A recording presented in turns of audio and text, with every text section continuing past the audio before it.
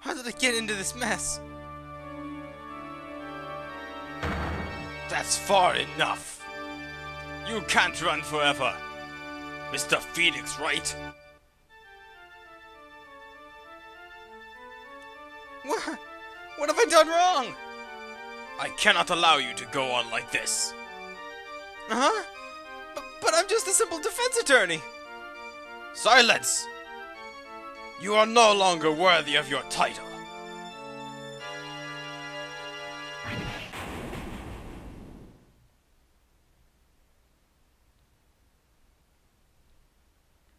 I've had this dream before someplace, some time ago.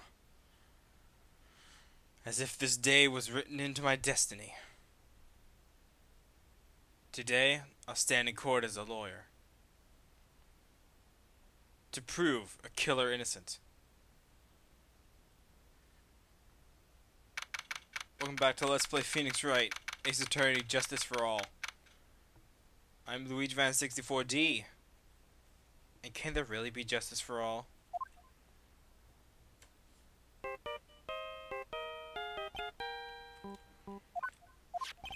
Hello, this is Phoenix Wright.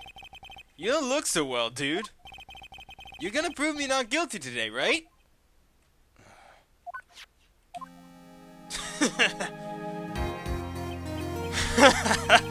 If you please, Mr. Lawyer. Remember, it's not just me. Your precious friend's life is riding on today's verdict, too. Now listen up. You'd better get on guard a guilty sentence, okay? If you get that creepy slime bag and not guilty, I'll never forgive you, ever! Maya. Phoenix? Phoenix? Mia! Maya! Where's Maya? I don't know. You don't know? She hasn't tried to channel me since yesterday. Mia. What am I supposed to do? Well, like I said, for a lawyer, the worst of times are when you have to force your biggest smiles. But you can't give up. There's still some hope left. Stop it, please! There's nothing left! Not here, not anywhere! Ugh! Is that accursed on guard again? Will you leave me alone? Look, don't call me anymore, I mean it! Really mean, pal. Ah! Gumshoe! I'm really sorry. Where are you? They let me join the investigation team and we're chasing after the killer, pal. There's some sort of lead? Sorry, but right now we've got 0 leads on the guy. But we're not going to give up. Gumshoe. Until the trial is over, until the verdict is handed down, we're going to do everything we can to find the killer. If we can get Maya out, then you can get on guard a guilty verdict he deserves, pal. That's true. I could do that if they find Maya first. You got that? So you have to do whatever you can to make the trial last longer. I have to make the trial last longer? If you go at Mr. Edwards with everything you've got, then you two can draw it out. Oh, now I get it.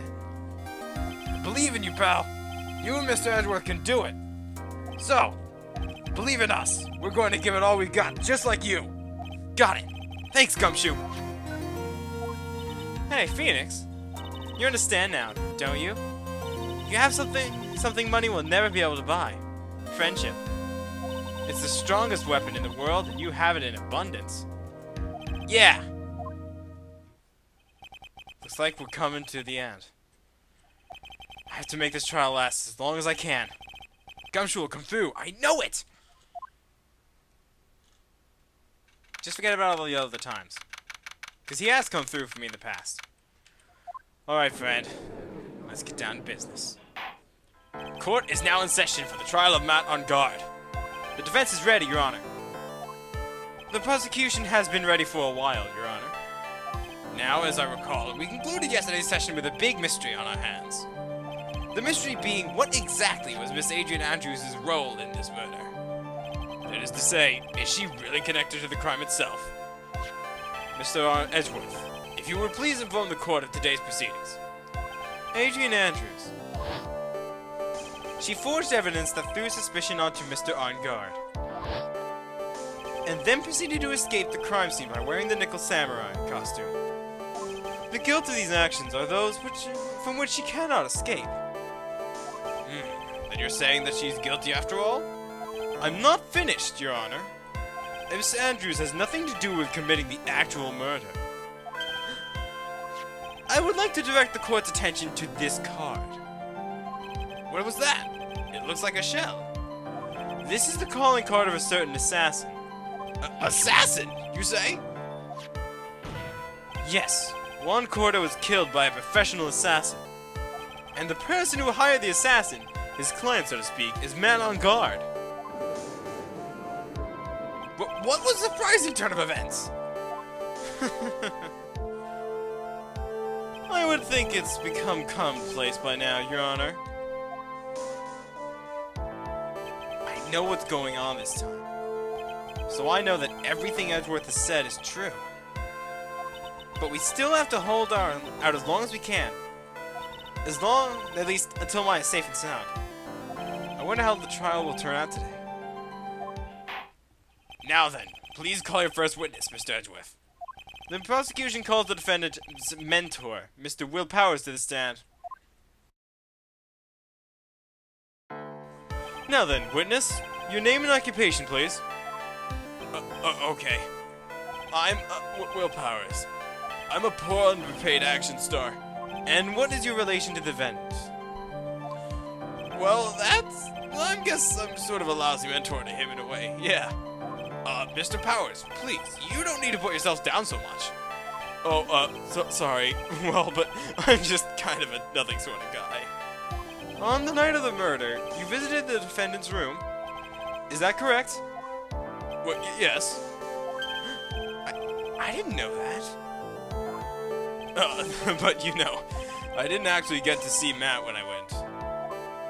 All you need to do is answer what you're asked. Now then, I would like you to please testify about when you went to Mr. Engarde's room. Okay, sure. On my visit to Matt's room. After the award ceremony, I went by myself to Matt's room. Matt was standing there in front of his room, still in the Nickel Samurai costume. He was talking with someone. At first I thought it was the bellboy. I watched the two of them for a while, but then I gave up and went back. I had guests with me tonight, and I couldn't make them wait for me. Nothing sounds out of place in Mr. Powers' testimony. Talking with the bellboy is no big deal. As one assumes with the person Matt on guard is speaking was an ordinary bellboy. What are you implying? Well, Mr. Wright, let's have your cross-examination, shall we? Looks like we're in another sticky situation. Huh? A trap. Can't you smell it, Phoenix? But for us to find out more, we're just going to have to charge in head first, right? Yeah. Charge in head first. After the award ceremony, I went by myself to Matt's room. The defendant's room? Why did you go there? Well, I am his mentor, like a big brother, sort of, and I wanted to say congrats. What's wrong? Why did you stop? Mr. Wright. What is it? You're going to try and trick me into a corner, aren't you? Huh? I know I'm just a poor underpaid action star, but I'm not the killer. No one said you were, Mr. Powers. No, please, don't trick me. Every time you do your lawyer thing, the witness suddenly turns into a bad guy. Every time? Witness? I will personally talk to the defense at a later time. So for now, please kindly cooperate and continue with your testimony. Sorry. So, you went to the defendant's room, and then... Wait. Hey, wait a minute! When and how did I suddenly turn into the bad guy here? Matt was standing there in front of his room, still in his Nickel Samurai costume. He was talking with someone. At first I thought it was a bellboy. I'm just gonna go back first. Are you sure that was Matt on guard? Yep, I'm sure. He wasn't wearing the Nickel Samurai mask then. If that's the case, then he really can't be mistaken, like a certain old bag. And When was the defendant doing standing in front of his own room? He was talking with someone. At first I thought it was a bellboy. At first? What do you mean by that? Well, he was in a bellboy-ish uniform, and he had a bottle of juice on the tray. Sounds like an ordinary bellboy to me. Yeah, but I didn't think he was a normal bellboy. And why was that? Why did I think that, Mr. Wright? How am I supposed to know? Sorry, but I can't remember right now. Sorry. I guess I'm going to have to wait patiently on this one. I watched the two of them for a while, but then I gave up and went back. You saw the two of them, the bellboy and the defendant, together, correct?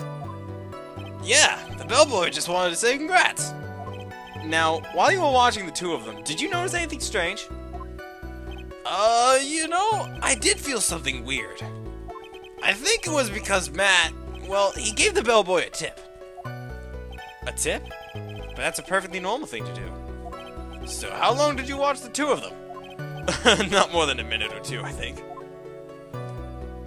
I had guests with me that night, so I couldn't make them wait for me. So who are these guests you're talking about? You guys, of course! You admired the little pearl! I thought it would be really rude since I invited you guys if I disappeared on you.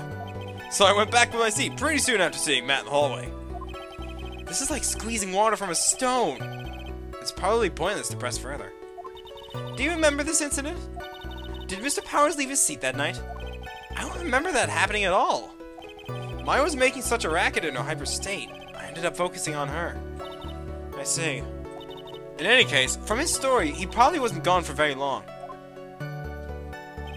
At the awards ceremony, I went by myself to Matt's room. Yeah, he did. Okay, so Matt was standing there in front of his room, still in Nickel Samurai costume. He was talking with a bellboy. This is John Doe. A little familiar, but it can't be him. Okay. What if I press him now? Does he remember anything new? At first? What do you mean by that? I didn't think he was an old bellboy. And why was that? Why did I think that, Mr. Wright? How am I supposed to know? Hey, wait a second. Actually, Mr. Powers, only a few minutes ago you stated... you know, I did feel something kind of weird. I think it was because Matt, well, he gave the bellboy a tip. Could it be that you felt something strange about the tip-giving incident itself? Ah! Yeah, that's it! You really know your job. Mr. Edgeworth? Yes, Your Honor? This bellboy, he wasn't an ordinary one, was he? Perhaps we should let the witness tell us.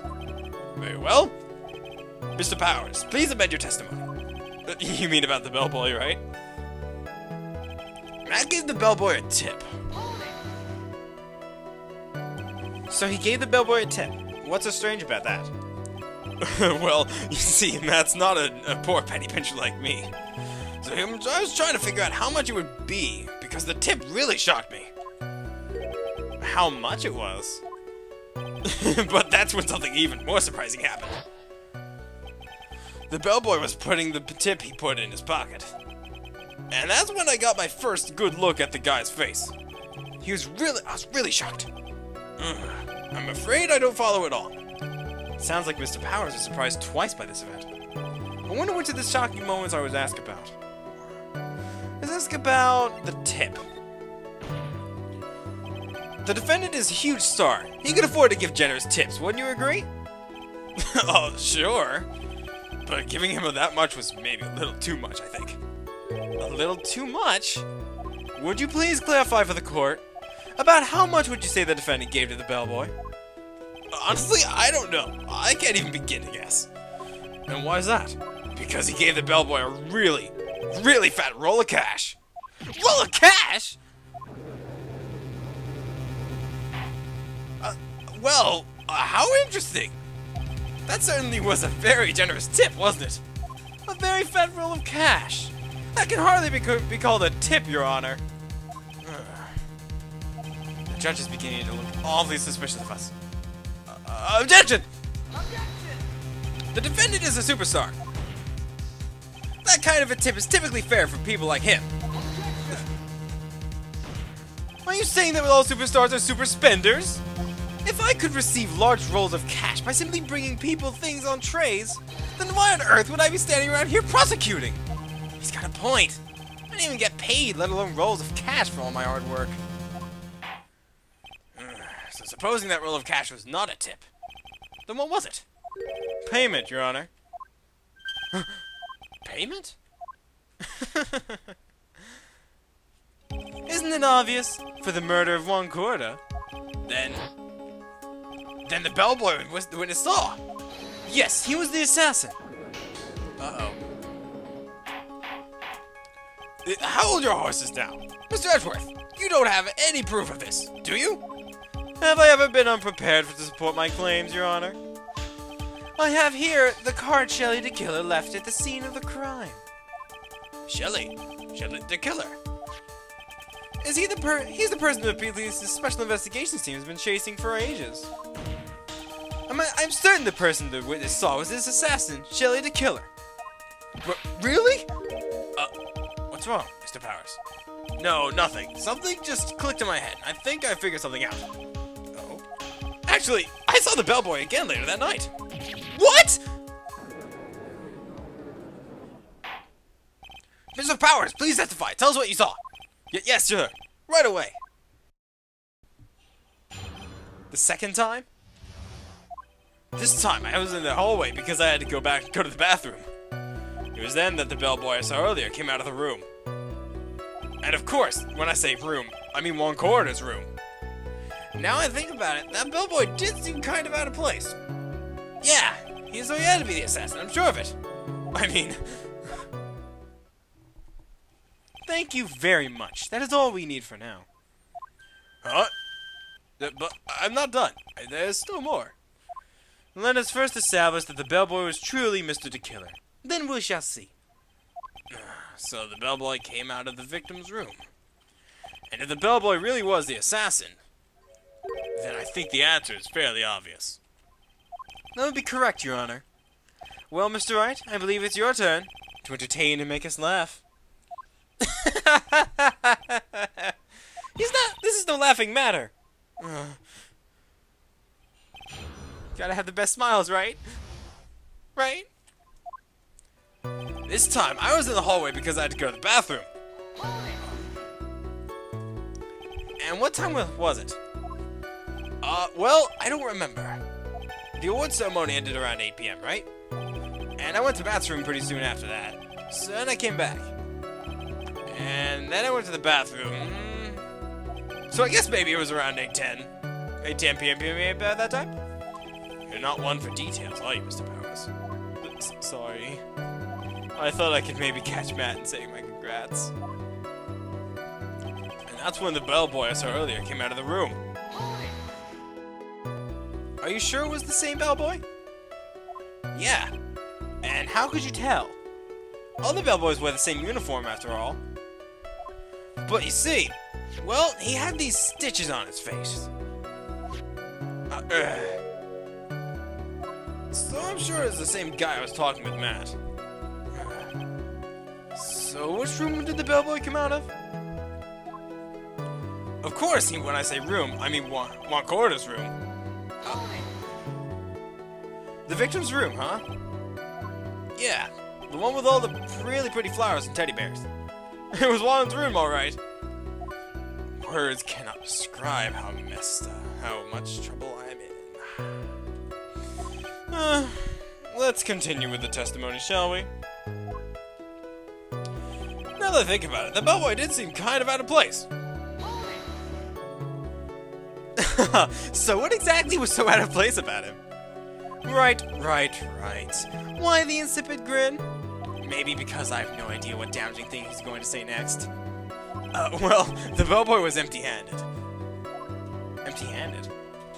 That bellboy was one of those room service people, right? But he wasn't pushing a cart, so he wasn't holding a tray either. You'd call that a little strange too, wouldn't you? I agree that is a bit strange, Mr. Powers. But it's still really that unusual for a bellboy to be empty-handed. What should I do? Should I let Mr. Power's testimony slide, or I should try to pull a fast one? Can't hurt. There's nothing strange or unusual about an empty-handed bellboy. But there really, really is. There really, really isn't. If you two are done being school children, bellboys are for room service. There is no reason for them to be empty-handed, ever. Your Honor, I ask that the witness' previous statement be supplemented with this new one. Supplanted. Edgeworth. Are you going to do whatever you can to make this bellboy look suspicious? I see. Very well, this court recognizes and grants the prosecution's request. Mr. Powers, if you could amend your testimony, please. Yes, sir. I thought it was kind of strange for a bellboy to come out of a guest room empty-handed. So you're saying that it's suspicious for him to be empty-handed? Yeah, really suspicious. I mean, when I first saw the bellboy, he was holding a tray in his hand. And then there was a bottle of juice and a wine glass on it. Juice? What kind of juice was it? I'm pretty sure it was tomato juice. If we could come up with some sort of reason as to why he would come out empty-handed, some sort of proof, then I think we can dodge the bullet in this one for now. Proof, huh? Sounds like another job for the court record. Yeah, so he had to be the assassin, I'm sure of it. Please don't be so quick to judge. But it's kind of a Powers family thing. Think of every person as a thief. Well, I guess the thief and an assassin are both sneaky and silent. That's not the point, Phoenix. In any case, if the bellboy was the assassin, it would be very bad for us. But is he really the assassin? He really is the assassin, you know? Yeah, but you can't give in yet. If you want to prolong this trial for as long as possible, you're going to have to pull some cheap tricks with this one. Alright. Why would he come out empty-handed? I can think of one reason. Tomato juice, you say? How about this? Remember? Mr. Powers? Yes? You're easily influenced by other people's words, aren't you? As soon as you heard that the bellboy might have been the killer, you got caught up in believing it must be true. But, isn't he really suspicious? He's got all those stitches! And... So? A baseball has stitches? Are you saying all baseballs are suspicious because they have stitches? Well, there's also... I mean, what about him being empty-handed? I would like to ask the court to please take a look here. This is the crime scene. There's a wine glass sitting next to Mr. Corda's body. The liquid inside this glass is tomato juice. And now, if you would look at what is on top of the table in the lower right corner here, anyone can clearly see there's a tray with a bottle of tomato juice on it. The bellboy had just brought this to Mr. Corda's room. He left the tray in the room, which is why he was empty-handed when he left. Ugh! But that would mean the bellboy has seen and left the dead body in the room. But you can prove... But can you prove that Mr. Corda was already dead at the time? Mr. Edgeworth? Yes? I blame you for leading me down this route. I'm terribly sorry. What is with him? Why is he laughing? Witness, is there one more thing you would like to share with us? Is there? The bellboy was empty-handed. Or should I say empty-handed? I recall you had something interesting to say about his hands. Oh yeah! I almost forgot! What? The bellboy. He was wearing gloves. Gloves? Yeah, pitch black, leather ones. All the other bellboys don't wear gloves like that, right? Black leather gloves. Why didn't you mention this earlier? Sorry. It slipped my mind. Boy, does this bellboy really look suspicious. Alright, gotta focus. You can't lax here. So what if he had gloves? A lot of bellboys wear gloves. Come on, Mr. Wright. That bellboy was wearing black leather ones. So, a football is made of leather? Are you saying all footballs are suspicious because it's made of leather? But that man, he received a large roll of cash from the defendant. Man, Mr. Wright, what are you saying? And then he was seen leaving the crime scene wearing black leather gloves. I didn't think even someone like myself can believe he was just another bellboy. It seems that we have finally come to an understanding. Now then, witness, please continue with the rest of your testimony. The rest? Oh yes, please tell us more. Okay. The second meeting. After leaving Juan's room, the bellboy went and knocked on Matt's door, just like that. He gave something to the person inside the room. Then the old guy just left, without even going into the room. After that, I went to the bathroom and just went back to my seat. So the bellboy, after leaving the crime scene, went next to the defendant's room? Yeah, I kinda saw that by accident. Some accident? I'd say you saw too much! And all of it was suspicious to high heaven. I think it's safe to say that we can no longer consider this bellboy to be normal. Now then, let's get this started, shall we? Mr. Wright, your cross-examination, please. Yes, Your Honor. Come on, Powers. Please be easy on us. After leaving Juan's room, the bellboy went and knocked on Matt's door, just like that. Is that what you saw while you were busy spying? Excuse me? I'm a maybe reported underpaid action star, but even I wouldn't stoop so as to spying.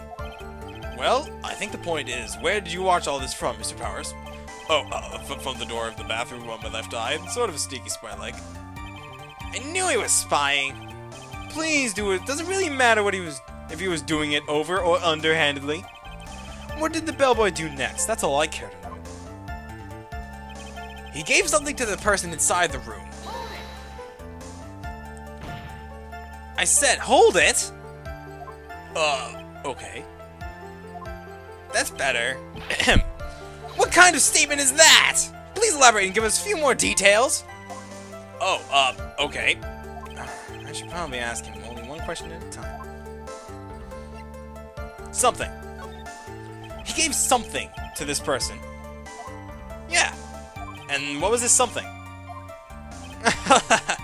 If I remembered what it was, I wouldn't be calling it a something, would I? But this implies that something was removed from the scene of the crime. Are you sure you really can't remember, Mr. Powers? I think it was something kinda small. This is an incredibly crucial piece of information. Please try to remember what it was. I'll try. In the meantime, let's talk of another point. Namely, what was the bellboy did next? Oh, so after he gave the person inside the room the thing, then the old guy just left, without even going into the room. Where did this bellboy go after he left Mr. Onguard's room?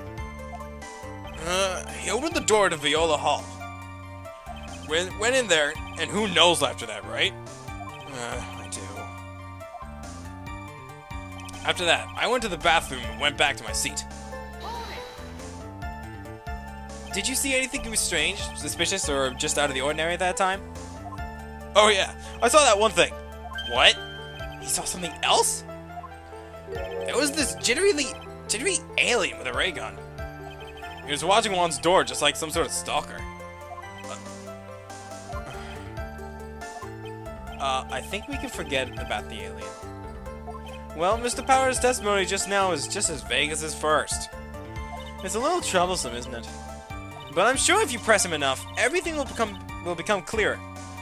Although, that just makes it harder on us, doesn't it? Talk about a lose-lose situation. Alright. He gave something to the person in the room. Let's go ask about who this someone was. Let's ask about the person inside. So who took this something the bellboy handed off? Actually, I don't know. What do you mean?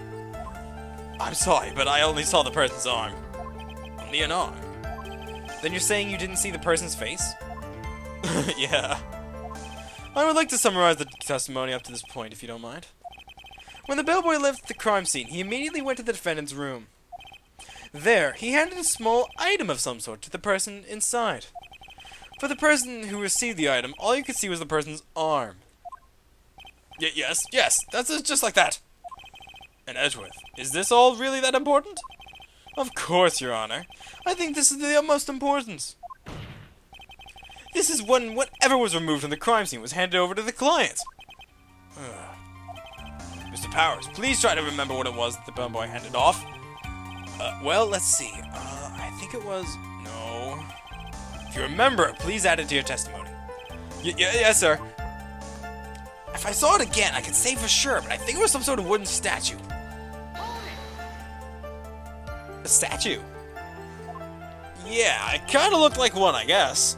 If I saw the actual thing again, I'd probably remember, you know? Looks like for this trial to proceed, I'm going to have to come up with whatever this statue thing is and show it to him. You're going to have to trust your instinct on this one and take a chance, Phoenix. Well, Mr. Powers, let's continue with your testimony. What did the bellboy do after that? No, go back. What do I have that looks like a wooden statue? This figurine. Oh, this can only end badly. Objection!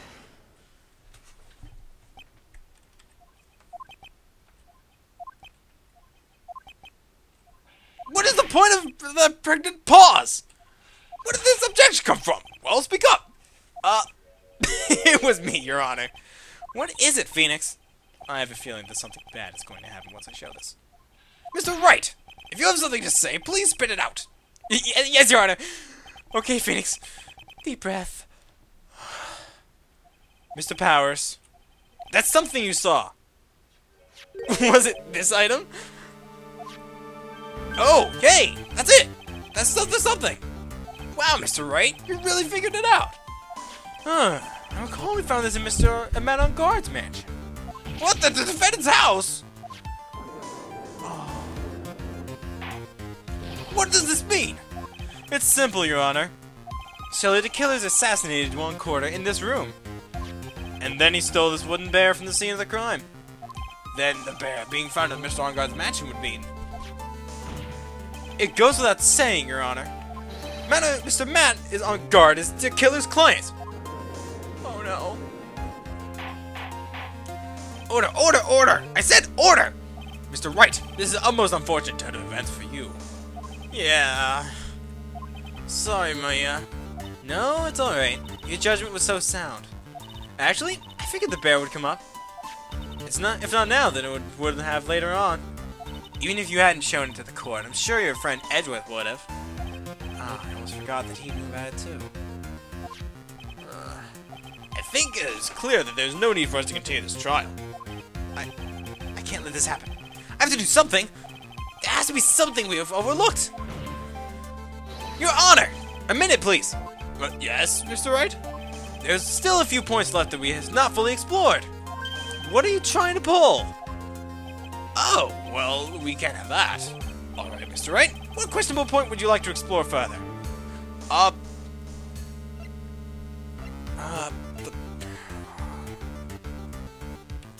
Is it the bear? Is it not his testimony? His testimony is sound.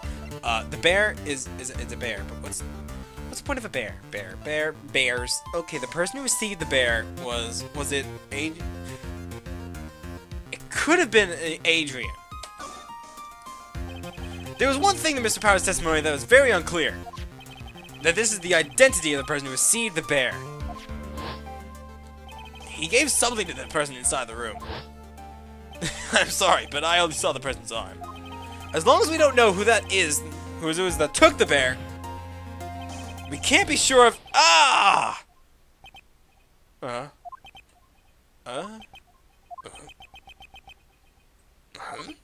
what is it, Mr. Powers? You're going to scream like that, then at least give us a good reason why. Oh, yeah, sorry. I remembered. I remembered who took the bear. What? Really? I mean, I only saw his arm. But the arm. It was the Nickel Samurai's arm, I swear it. You gotta be kidding me! Are you sure of that, Mr. Powers? Yeah, I'm sure it was the Nickel Samurai. Order! Order! It looks like you've dug your own grave. Yet again. How many times is that today? I've lost count. So the person who took this little bear was the Nickel Samurai. And as we all know, Matt on guard is the Nickel Samurai. Thanks to the defense, we've made that all the clearer. What am I supposed to do now? Mia, help! You don't have time to act lost. You've got to find another angle to attack this from. Hurry! Now, I will bring this cross-examination to— Hold it! Your Honor! Again, Mr. Wright? You've already removed any and all questionable area from this testimony. It's about time you were moved from the court, Mr. Wright. I have to find something. Even one more little point will do. There are still questions left unanswered. What are you trying to pull? Oh, well, we can't have that. Alright.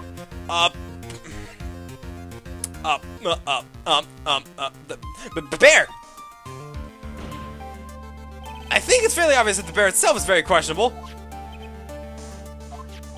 The bear, Mr. Wright? This was found in Mr. Enguarde's mansion. However, Mr. Enguarde was arrested at the hotel that night.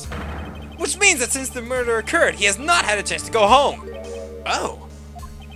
I think Your Honor has already figured out what I'm trying to say. It's not possible for that matter that it was Matt Enguarde who took this bear to his mansion. Why, that's very true. We didn't consider that point, Mr. Wright. There was no way time-wise the defendant had to take this bear home. Disaster averted, it looks... You haven't gotten the best of me yet, Mr. Wright. Huh? I remembered it clear as day. I remember what you muttered to yourself at Enguarde's mansion. We have this area completely surrounded. There's no way for him to escape. I can't believe it! That butler! All this time it was the killer. The killer and Enguarde were working together, so to speak. Then the killer was hiding in the Enguarde mansion as its butler. What? Wait a... Bold move! The big fair figurine was brought back to Enguarde's mansion by the killer himself. When it looks like he was about to be arrested, Mr. Enguarde had him do so. I assumed he would have been bad if the police had found it during the investigation.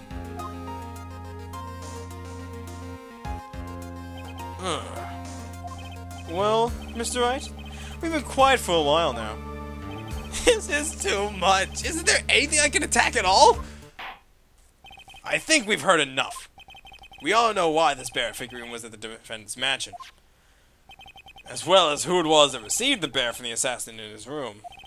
Everything has become very clear. The client, who has hired the assassin to commit the murder, was Matt Enguarde. I see no reason for this trial to continue. Therefore, I will now hand down my verdict. Thank you, Your Honor, for understanding. You see, Mr. Wright, you could not win against the truth, could you? I knew it would turn out like this way. After all, what Edgeworth has stated is the truth. Any last objections, Mr. Wright? Well, do I? What should I do?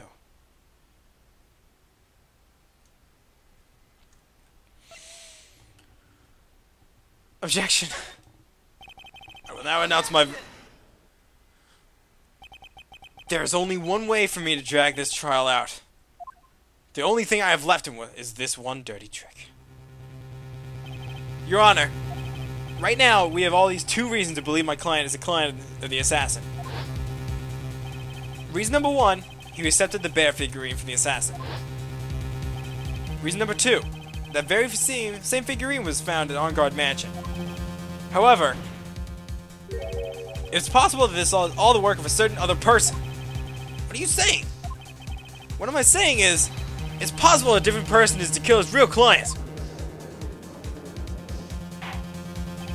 Is the real client? Yes, yes. Is this all you have? Now then, Mr. Wright, let's hear your theory. Who do you say is the real client of the killer, and therefore the real murderer? Well...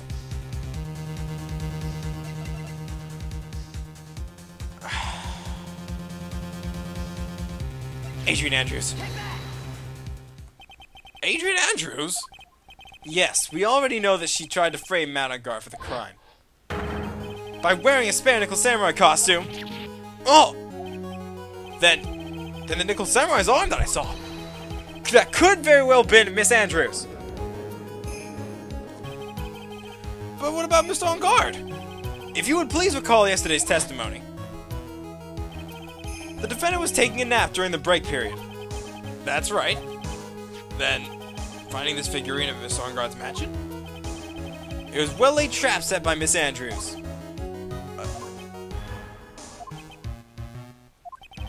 Mr. Edgeworth, what is your opinion on this?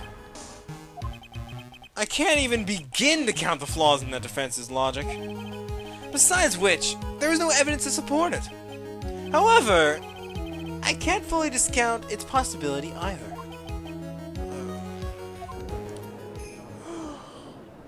What is this with this trial? Come on, anyone can tell On Guard did it. I can't believe the defense would go this far to pin the guilt on someone else.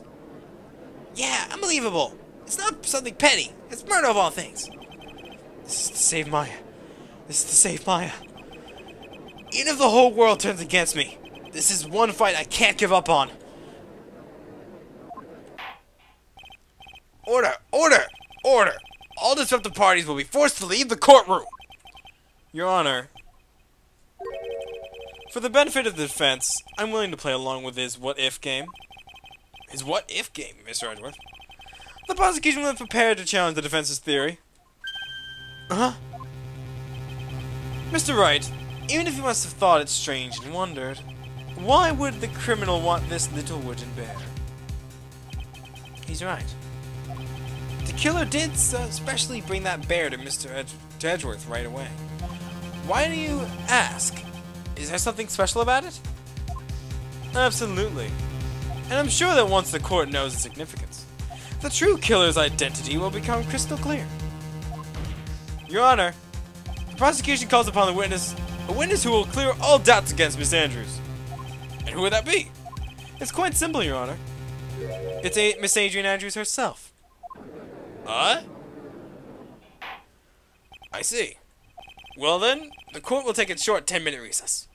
The court prosecution will prepare as witness in that time. Yes, Your Honor. Oh, gosh. Oh. Oh, I knew it was a good idea to hold her hostage. Don't you agree, Mr. Lawyer? But I never thought in your desperation you tried to pin the guilt onto Adrian. I swear this demon will pay. Mr. Nick! But Pearls? Where's Mia? I don't know. A really strong power suddenly called her away. A really strong power?